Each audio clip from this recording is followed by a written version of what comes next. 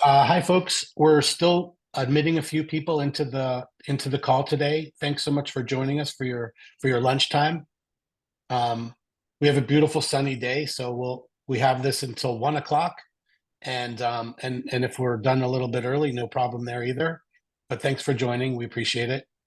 I'll just give another quick moment for people to log in.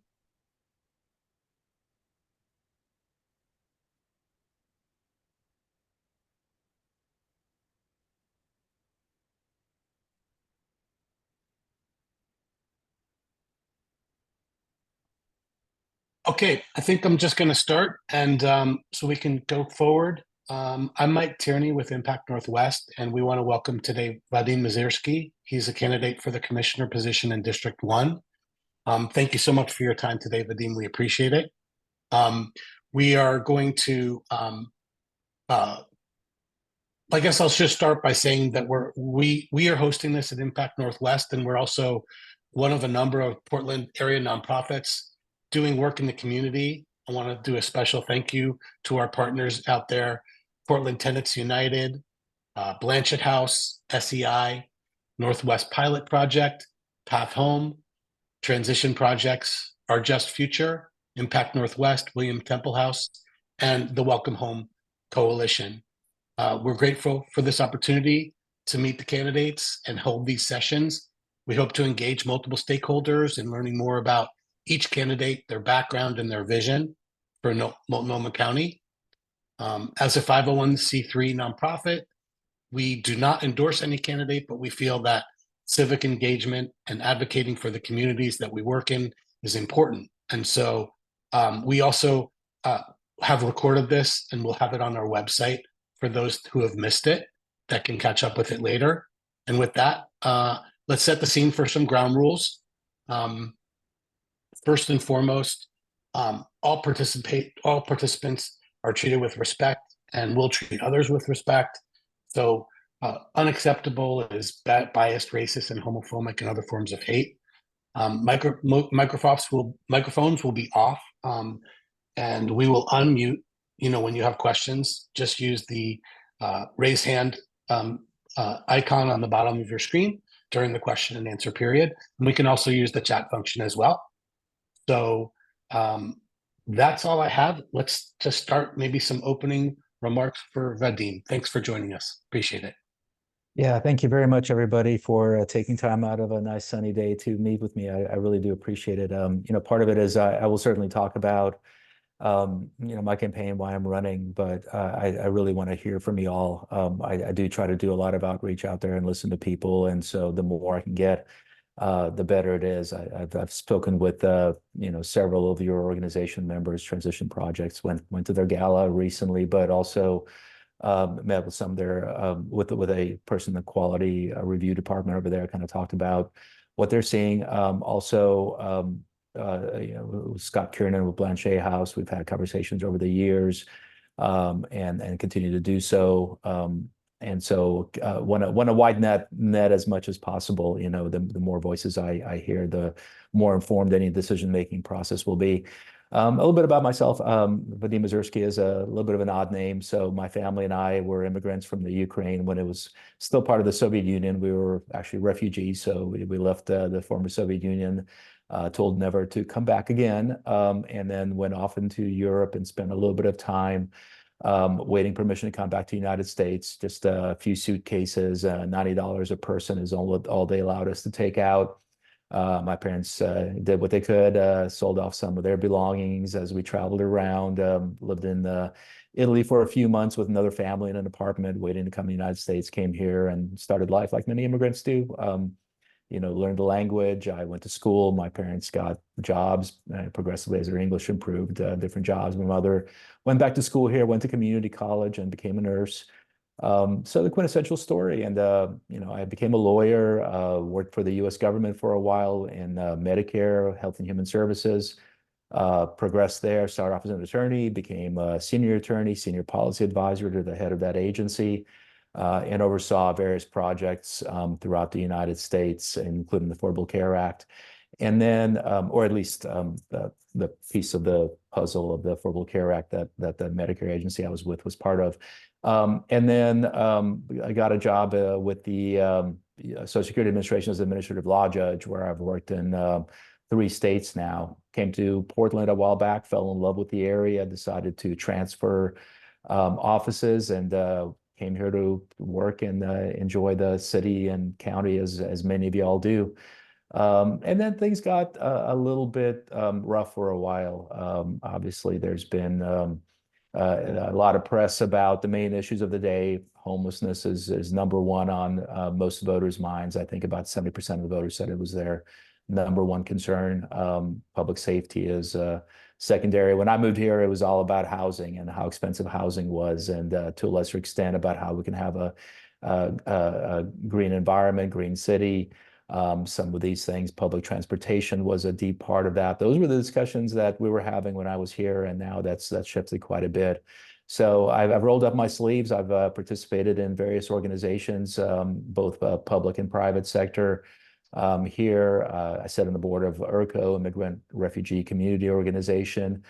Try to give back in the same way that, my parents got a lot of help when they came here to get acclimated. And so trying to do what I can for immigrants like myself.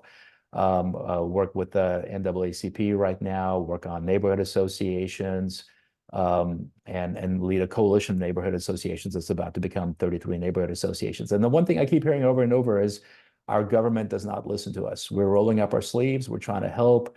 During the cold snap we had where the county shelters closed, we had neighborhood association people out there trying to get people into whatever shelters were available, getting them into temporary places where they could stay, providing cab fare to get them around to where they needed to go so they weren't left there on the streets. Those are the things that I'm seeing, but also, a lot of people believe that there's not a partnership right now between the county, between the facilities that are available, and between people that are out there trying to volunteer their time to help out. So that's why I decided to run for office. I think right now, where I could have the most impact, and I think where most impact can be felt is at that county level. When it comes to these top level issues for most voters, and some of the causes of homelessness, certainly housing is a piece of that, but also drug addiction, mental illness. That is something that the county is directly responsible for. And certainly I think the county is not doing a good job to address those issues. And, we're getting some funding from the state. We're certainly getting the Measure 110 funding. The state is providing money for a sobering center. So some help is on the way, but we need people that can plan. And I'm just not seeing that plan on the county side. There's a plan to have a plan, but not a whole lot of actual metrics in place and sort of the granularity you need to ensure that goals can be met. Having worked with a federal government, having been a union member and currently still am a union member, but also elected to the National Executive Board of my union, I'm ready to provide those plans. I'm ready to be able to work with city, county, and state to make that happen. I've certainly worked on the city side in many avenues, and lucky to be endorsed by several of the mayoral candidates or current city council candidates who are running for mayor.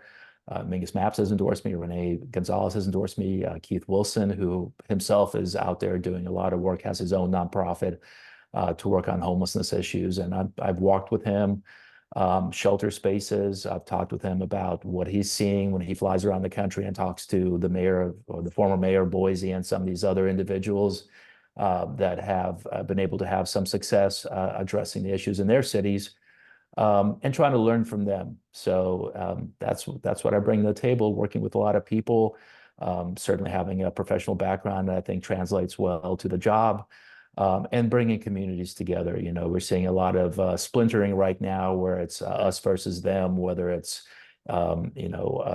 business versus unions, whether it's East Portland versus West Portland, landlords versus tenants. Everybody keeps trying to dice people apart for, I think, political gain. And I'm the only candidate that's actually bringing people together. So I do have several union endorsements. Myself, I'm a union member, of course, but also business endorsements.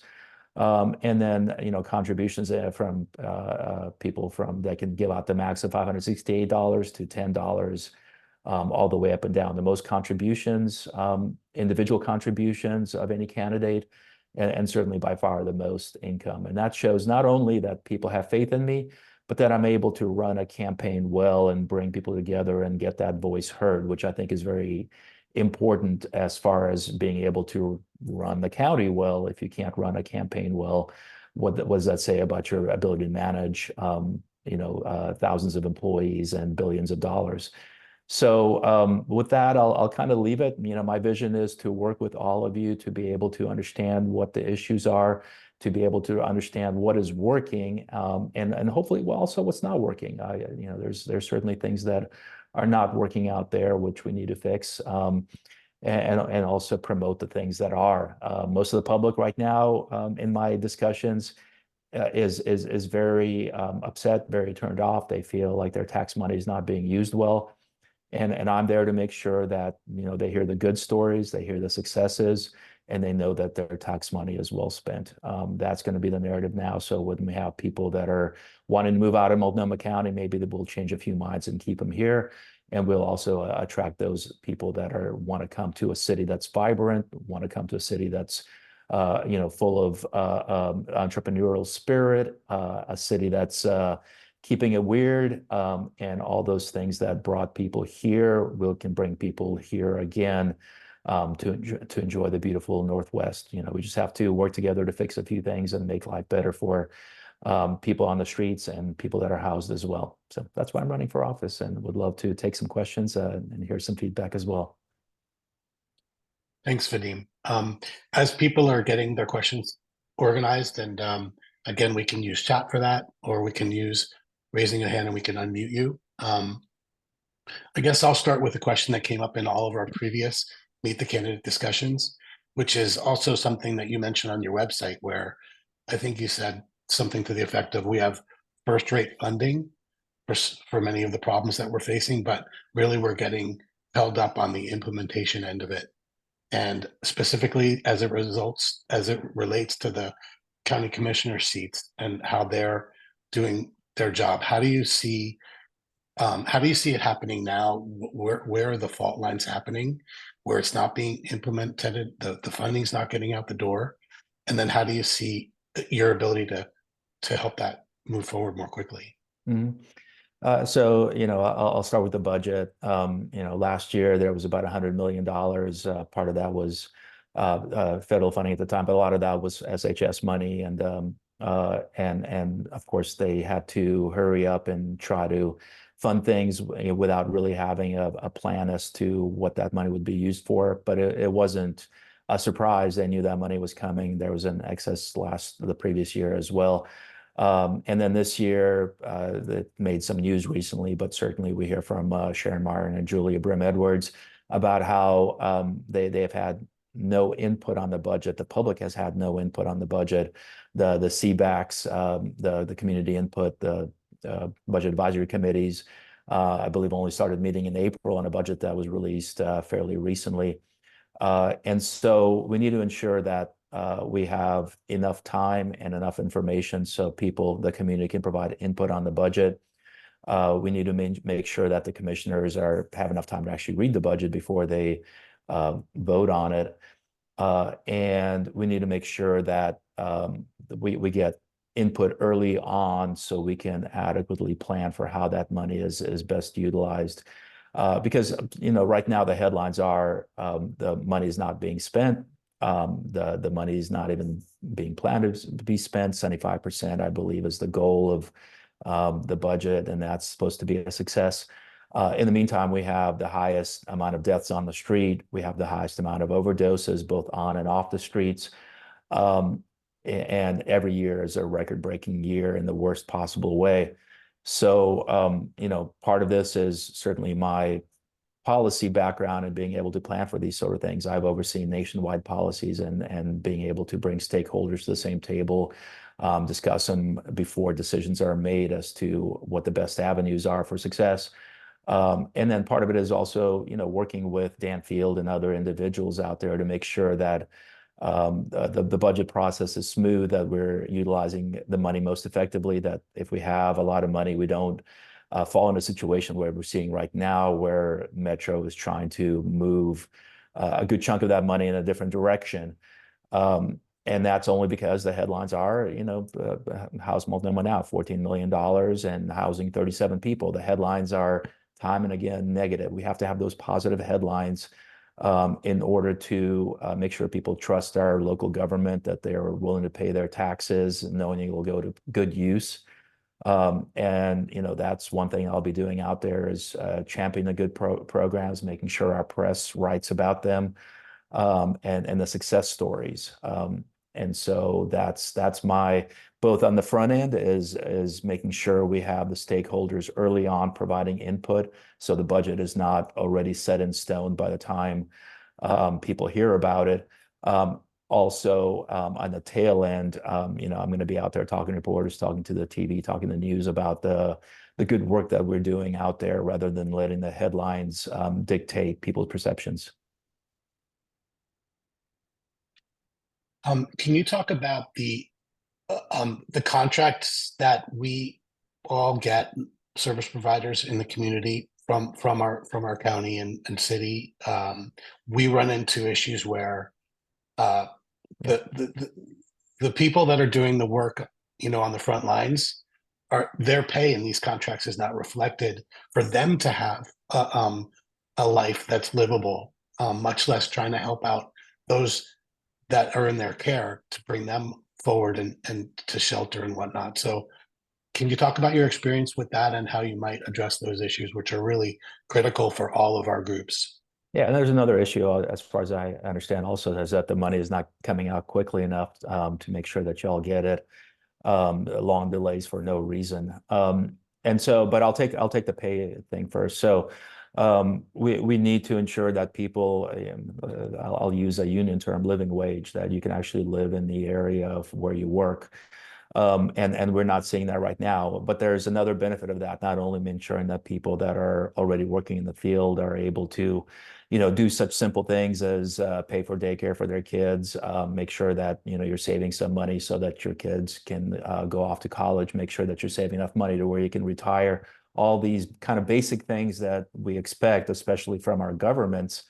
Private sector, you can, say capitalism and all that kind of stuff, but our government is the one that's supposed to be providing those basic standards of living. But we need more workers. I mean, there's no question about it. We need more outreach workers. We need more wraparound services. We need more individuals helping both on the counseling side as well as drug addiction side. So, we can invest in shelters, which will get people off the streets in various formats. There's a menu of options we can provide for shelters. But what do we do after that? Where do we get the transitional housing? Where do we get the recovery housing? Where do we get the wraparound services? And that's going to be the challenge nowadays. And that's the bottleneck at this point in time. And so I'm already discussing with individuals about how to make that happen, including recruitment incentives, including better pay, to make sure that we can bring people in and keep them here. Y'all are doing a tough job out there. I've done a few ride-alongs. I've gone out on the street and talked to homeless people. Whether or not you're keeping people from actually entering homelessness, or you're trying to address the issue of the people that are already unhoused out there.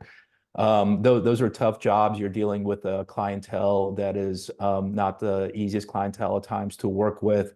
And there's a lot of people are jumping ship, and they're saying, well, I can make as much money, if not more, working in another field, or providing, more of a private sector counseling, if, from that perspective. And so we need to ensure that, if we're going to get thousands of people into a continuum of care where they're getting their needs met, where they're transitioning into housing, where they're transitioning into jobs and stability and all those things that will allow them to lead a successful life, we need to make sure we have people out there that are helping them along the way. And what we're seeing right now is, obviously difficulty keeping people in their jobs, difficulty hiring people. And on the other end, because we don't have enough individuals to provide that level of care. We're seeing people drop out of that housing continuum, sheltered housing continuum, and go back on the streets. So caseworkers, those sort of things that we need more of as well, so that people don't drop out. Now, there's several other issues involved there that I won't get into, as well as keeping track of, who we're treating and who we're not. But we definitely need to ensure that people are getting a living wage. I've spoken at length on certainly the union side of things, but also ensuring that the contractors that we get, or the contracted individuals from the county, are also partaking of that, whether they're utilized or not. It's still government services.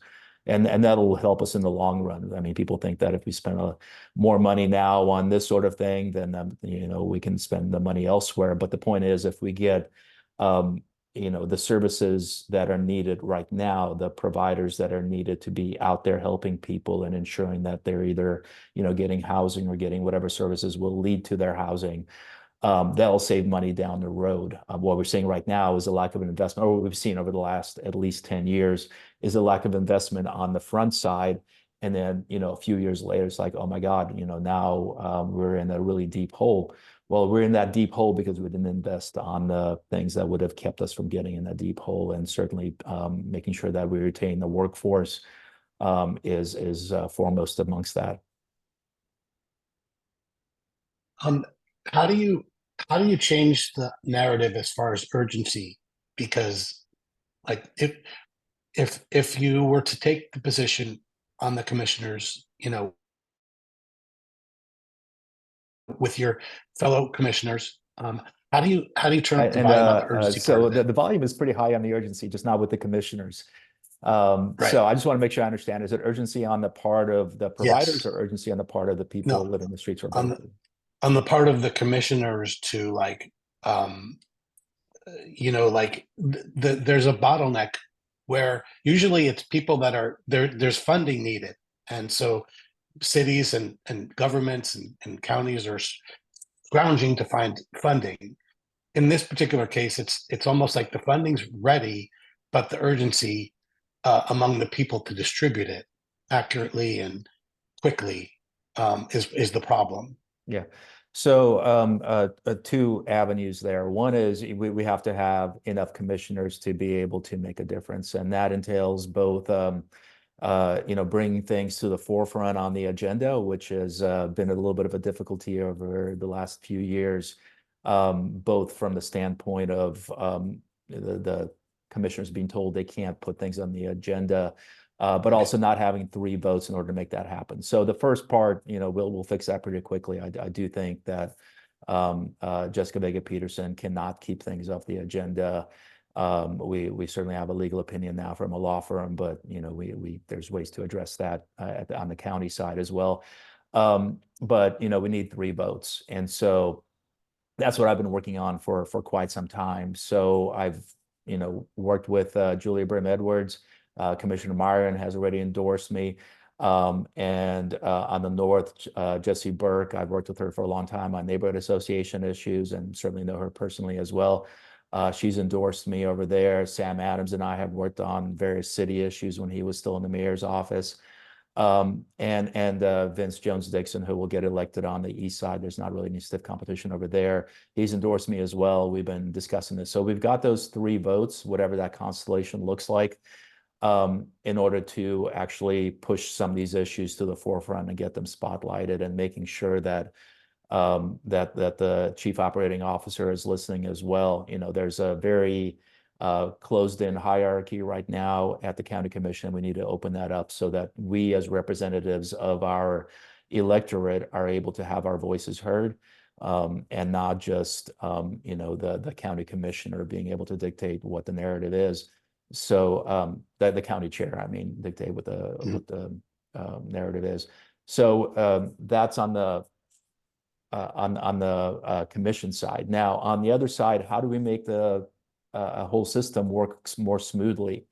So there's some individuals out there that are already speaking with Dan Field, speaking with Jessica Vega Peterson, speaking even with Metro. From the business standpoint, people who have had some success in the business world are trying to figure out why is this bureaucracy grinding to a halt? What can we do? It's called lean method, build for zero is kind of as I understand it, a hand in glove with that as well. But making sure that the individuals that are working, whether through joint office, payment systems, what have you, are able to quickly pivot as needed in order to get things done timely. And that goes up and down the flagpole. That's not just, payment systems and things like that. It's also, if there's a need to change direction and certain ways to address, say the fentanyl crisis or things like that, that we can move a little quicker than what we're seeing right now. That urgency that people know we need, but is not being felt in the county. So, one is, having people provide sort of a road path as to how we can fix some of these bumps in the roads, perhaps with expertise that the county does not currently have, and that's being worked on. They need some help on the county commission side, but there's plenty of people that are willing to offer advice on how to smooth that. To working on the county commission side to make sure that we're actually discussing these sort of things, that we're pushing the ball forward. And then, lastly, being able to work with this, large bureaucracy, which I do have that experience in the federal government, having worked in those bureaucracies, worked with the unions, having been a union representative, but also been a manager. I managed the Portland office. I managed the Houston office before I returned back to union work, and being able to kind of address those issues. Now that's, technically Jessica Vega Peterson's purview as the CEO of the county, but we can all provide input, and that's what's going to happen. Okay. We have a question from Tony Bernal, Transition Projects. Thank you so much for joining us today. Thank you for coming to our gala. Oh, you're going to come to our gala. Looking forward to seeing you next week. I didn't realize that. So good. What role should the county be playing in regards to addressing the service gaps for mental health services and drug treatment options in the county, particularly inpatient treatment, which is in such short supply? Let me read over that. Yeah. And I might be wrong. Was the TPI gala like two months ago, or okay, yeah, okay. Not 2 months ago, 2 weeks ago or something. Okay. I want a package over there. I wanted to make sure I paid the right people for it. So I got a basketball out of it. What role should the county be playing in regards to addressing the service gaps for mental health services and drug treatment options in the county, particularly inpatient treatment, which is in such short supply? Exactly. So this is a good question on so many levels. One is that's where we're lacking right now, that inpatient detox treatment. Even with the build out of this drop-off center that's going to happen in the next year or so, that's still not going to really address that issue. What do people do once they sober up afterwards? And so in my mind, that's as I mentioned earlier, going to be like kind of the main challenge going forward, is how do we get people from that initial, few stages of sobriety, whatever that might look like, however they get there, to stability and keeping them from going back into homelessness or drug addiction, even if they were housed. So we need to work on a detox center. I met yesterday with Rob Justice and had a discussion with him as well. So there's a large desire right now from a public-private partnership to make this happen, and also foundation partnership to find extra money to make it happen. So one is getting additional funding as needed. The Measure 110 funding comes in, but a lot of it goes to harm reduction. And so, kind of understanding what can be done there with respect to some of these things, but also getting funding and space from foundations for the money, private sector for the money, and then space. So I really love what, Vanessa Sturgeon with TMT Development did, which is, take some Class A office space that was not being utilized, a really beautiful building, and say like, okay, well, we have a problem. Maybe we can utilize it in a different way. And so making that into a kind of a transitional space. Central City Concern, I believe, is buying a hotel up on Burnside or something like that. So, those sort of things need to be amplified. I know Tina Kotek is very interested in this. And Jessica Vega Peterson, for whatever reason, is not. So, once again, those 3 votes are very important. There's a lot of people out there that are wanting to help out. Okay, everybody knows that Portland, Multnomah County are in pretty big trouble. Everybody knows that we have people moving out, businesses moving out. Our tax base is falling, and we need to stem that. Whether you're, a provider, whether you're a person living in the street, whether you're a person that's working in Portland, whether you own a business, we're all at a place right now where we need to roll up our sleeves and do the best we can. There's a lot of that going on, and I gotta say I'm very heartened by it.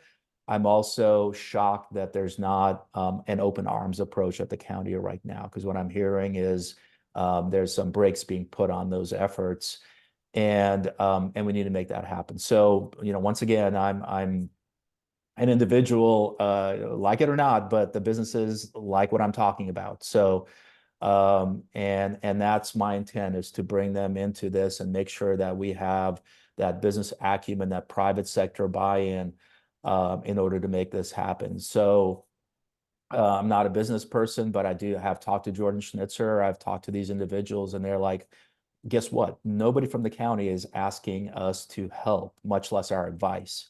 He's like, I was in a room with a bunch of people, and he's like, everybody here, raise your hand if anybody from the county commission has come to you and said, how can you help?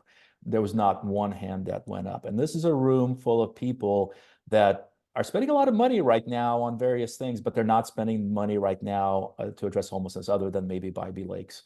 So we need to make that happen. And that's kind of that partnership that we need to do, kind of build out some of these facilities, hire people. That's going to be another challenge. We need to work with OHSU. We need to work with the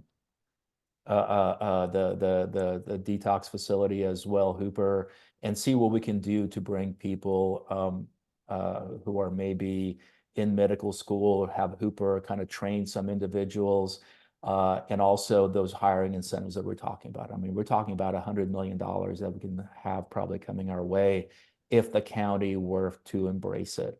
That's the figure that I'm hearing right now.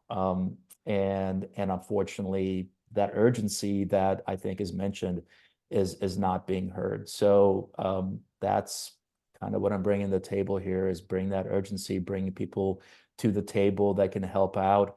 And then we're going to have to poach some people from around the country, moving bonuses, whatever that might look like, until we have enough people to help out here. There's things that we can do to kind of stem that flow. And there's organizations like, the sheriff's office. I said, we do detox in our jails. We have people with that knowledge. Maybe we can help out in some sort of capacity. So there's little, ways we can put our fingers in that dike. But we need more money, and we need to hire more people, and we need the space the private sector can provide, the money we can get a public-private partnership to add more. And then the hiring, hopefully we can address that quicker and earlier, rather than slowly and later. I wanted to clear up some confusion, because I have to tell you, Impact Northwest is right in the middle of planning for our annual event, which comes next week. So when I read Tony's about his gala, I immediately went to what we're planning. So I'll make sure to get an invite out to you in case you can make it. Yeah. We'd love to have you also. But we have no other questions right now. But do you have any questions for any of us that are on the call? So I'll throw this out there. It's a question I like. It's a silly question, perhaps, but Andy, did you have a question? I wasn't. Mike, if that's okay. Yeah. Absolutely. Hi, Vadim. I'm Andy Miller. I'm the executive director at Our Just Future. Our organization is really working in the eastern part of Portland and Multnomah County, squarely focused on housing, racial, and economic justice. So I just want to call out some of the geographic issues. If elected, you would really be representing the wealthiest part of Multnomah County, probably the whitest portion of Multnomah County. What can we do collectively to address the income inequality and geographic segregation we are seeing heightening in our county as people get more and more separated by where they can afford to live and the disparities that they experience. Also, just want to pause and say we do have a donor event also coming up later this month, so happy to shoot you an invitation to that. Yeah, if you could, everybody probably have my email. It's Vadim at Vadim. Pretty straightforward there. I love going out to these things, and you know, that's as part of county commissioner. We need to bring people out and about to, you know, certainly go to events like yours, but just be out and about. And that's I'm definitely going to champion that in social media any way I can. But to get back to your question, so a little tweak to that. I will agree with you 100% that my district is probably the widest district. And I for the city side, I try to argue that it should be, the West should be split up to help alleviate that, because I think it's only 2% of the population of my district is Black. Whereas North Portland, that could have been brought over into the city district 4, which is kind of the same thing as county district 1, more or less. But that's neither here, that didn't go anywhere. But so I am working with individuals throughout Multnomah County and Portland, including Vince Jones Dixon. You know, this is not me saying, hey, I'm representing the West, you know, it doesn't really matter what the rest of the county is doing. The rising tide helps all ships, and we need to work together to make sure everybody has the same opportunities, the same advantages, and the same ability to walk their streets safely, to ensure that services are there, to make sure that that they have a bright future for themselves and their families. And I don't mean that as a talking point. I really do believe that that's where our county needs to go in order for us to be successful. And I'm working with nonprofit organizations and in the BIPOC community to make that happen, including internships for kids, apprenticeships with unions, in order to get people out of a cycle of poverty. But that's down the road. But you know, amazingly enough, this will surprise a lot of people. My district actually has some of the most densest low-income housing in the city. So when you're talking about Goose Hollow, where I live, about 66% of the individuals living here are rent burdened, and we have a very large portion of Section 8 housing. That goes up in downtown, and in Old Town, it's even higher. So heavily rent burdened, where I believe more than 50% of your income actually goes to, there's a distinction between just rent burdened, where it's over 30%, to heavily rent burdened, where it's over 50%. In Old Town. And again, housing over there, most people don't own their condos or anything in Old Town. Those are low-income housing to a large extent. So my district does represent a lot of people that need assistance in order to get by day. And I got to say, they're having a hard time at it as well. Whether or not you have that Section 8 housing, it's very expensive to live in the area, and we have to, you know, call it out and address it. And so there's ways we can address it, but that's also a longer conversation. To your point, I'm doing my best to be in as many places as possible to understand what those needs are, to be able to work with the representatives in North Portland, as well as East County, to find out an equitable way to use the resources that the county has, particularly around housing, which, you know, there might be even more resources down the road if we use our funding well, to alleviate some of these issues. And you know, but you know, public safety, that affects everybody, but it affects marginalized communities the most. And so, you know, with ERCO, we have we try to assist kids with summer programs and things like that. I'm on the board for the Immigrant Refugee Community Organization, which is in East Portland. But once again, you know, trying to provide avenues for people to utilize, so their kids will have some things to do, so they're not falling in with the wrong crowd, but also so they can have, you know, work and not have to stay home and take care of their kids. Once again, that generational poverty that we're talking about here. And so I think I have a good background and a good amount of people that are providing advice as to what can be done at the county to improve upon that. I know ERCO is building out 2 low-cost housing developments. But we need to make sure that that continues, and those things that are working out well, that we fund them even better. So yeah.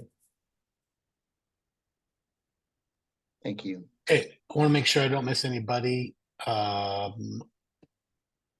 Sorry, Andy, I missed you earlier. I think that's it for questions, but you had a question for us, Vadim. Yeah. So, the question I like to ask people, and sometimes it gets kind of interesting responses, is, let's say you're the monarch of Multnomah County. You have a budget of about $4 billion, and so on. Of that, the joint office, about $400 million, let's say. What would be maybe the number one thing you would do with that money that you think would have the most impact on our communities?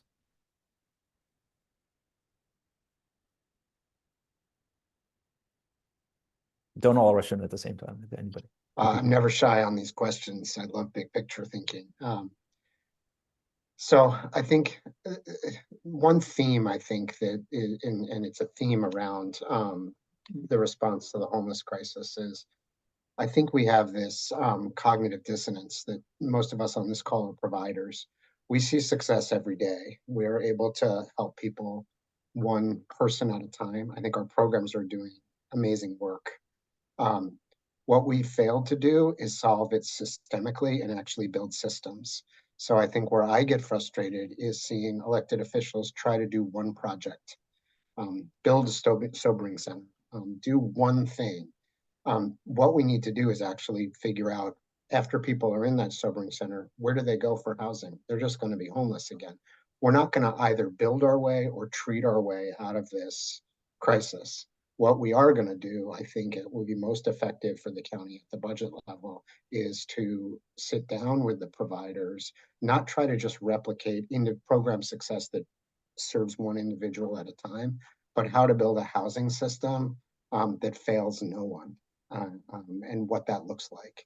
How to build housing that's resilient and can actually house people regardless of their current circumstances.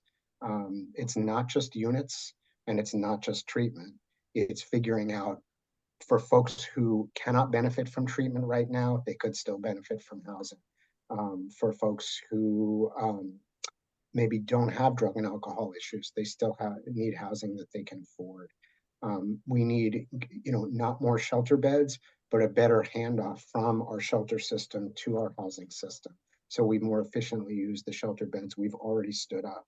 So I really think it's about investing that money into a system, not a set of projects, programs, and initiatives, all of which see great individual success, but don't add up to the sum total of addressing the issues that people want to see addressed, because they haven't built a coherent system. Yeah, I love that answer, Andy, for a couple of different reasons. One is, sobering center is wonderful. You get that on your resume, and then when you run for office in a few years, you're like, I got the sobering center, everybody vote for me. It's that, kind of shiny thing that, we're talking about the hard work, which is, I spoke with a bunch of people. We have this plan. This plan is getting people through. It'll take a little bit of time for it to be fully implemented. You'll see it in a couple of years, how it'll transform things, and here's what the details are. Here's 100 pages you can read through. That's not pretty, right? That's nobody wants to kind of get into the weeds with that. And so, but that's what we need right now. And that's what I'm hearing from the service providers as well. When I spoke with Angela Martin and Here Together, she was like, we both touched upon maybe some success stories, what can be emulated or what have you, but we both were like, oh, Houston, okay, oh yeah, well, Angela's like, we flew the individual from Houston that helped to coordinate, make this process. Once again, Houston is a housing first model also, but they had to provide a continuum, I'll say, from the streets to that apartment or what have you. Which is not just, get a person and stick in an apartment. There's a whole lot of things that need to happen. And so they've had some success with that. But guess what? Houston got everybody involved. Their government was involved. Their public-private partnership was involved. We're not doing that, and they're admitting it. The county's not really taking charge on that. So you can fly experts in here and talk about the successes that they've had, but unless we have our elected officials bringing people together and actually doing that hard planning that you're talking about, Andy, and making sure that we have things in place to, we're going to have more. The biggest rise in homelessness we have is the elderly population, and the baby boomers are retiring. Most of them don't have any savings. I mean, we're going to keep on seeing that. So if we don't do something now to plan for all that, it's going to be even more tragedy down the road. And I'm not honestly seeing that planning. The 47-page HRAP or whatever it's called is wonderful. How's half the homeless people, which I don't know how they got that number, but it's all, we're going to have some more work groups to decide. We need those work groups, fine. If you don't have a plan right now, we need to figure out what that plan is through a workshop or whatever. But that should have been done a few years ago. And so I think, that's my vision as well. We need to get providers in the room, some of the private sector people that can help fund it in the room, and talk about like where are those gaps, that some of which we discussed here. How do we fill those gaps? How much would that really cost? Do we have the funding for that? If we don't, how do we get the funding for that? And have those really hard conversations, and not just sort of once again to use your term about the sobering center. Yeah, we got 25 million for that. Wonderful. What do we do afterwards? Yeah. And Julian Thomas is saying, with that money as the monarch, just nice and broad, he would provide housing for everyone who needed it. So that would be a good start too. So we're reaching towards the end of our hour. Thanks so much for all your sharing with us, Vadim. Did you have any closing remarks that you want to end up with for today? Yeah. Y'all have my email. Please invite me to your events. That's the fun part. But if you think that there's this is 1 hour, I appreciate your time. I do, and thank you very much for providing feedback and questions. But on the one side, election is in 13 days, so I'm pretty busy knocking on doors. If you like what you hear, tell some people about it. But I fully expect to win this election, whether at the primary or the general, depending on how things fall at this point. And what I need is to have more conversations with all of you, because I need to be able to talk intelligently about this stuff. I need to be able to plan, and I need to know whom I should be consulting with, down the road. And so please, if you have the time, if you know someone that you think I should hear from, shoot me an email. I'll be glad to reach out. If you want to make introductions, wonderful. But I need to, if I win at the primary, fingers crossed, knock on wood, then next 6 months is going to be building that network, hiring staff, also the round table of advisors and people that I'm speaking with in order to come up with these plans, in order to be able to hit the road running, in order to be able to bring myself up to speed and bring my staff up to speed. So that's what I'm asking from you all. I appreciate everybody in this room with me. There's a lot of people that probably couldn't make it. So let me know who it is that I have not spoken with right now that you think would be valuable. I appreciate it. Okay. All right. Well, thanks for taking the time to share your positions with us. And there are some people that missed, and they'll be able to go to our YouTube channel to see this recording. And we really do. Sophia, as soon as our communication manager, she'll get that up there shortly. And we really appreciate your time today. Really good information. All right. Take care, everybody. Have a good day. Thank you. Bye-bye.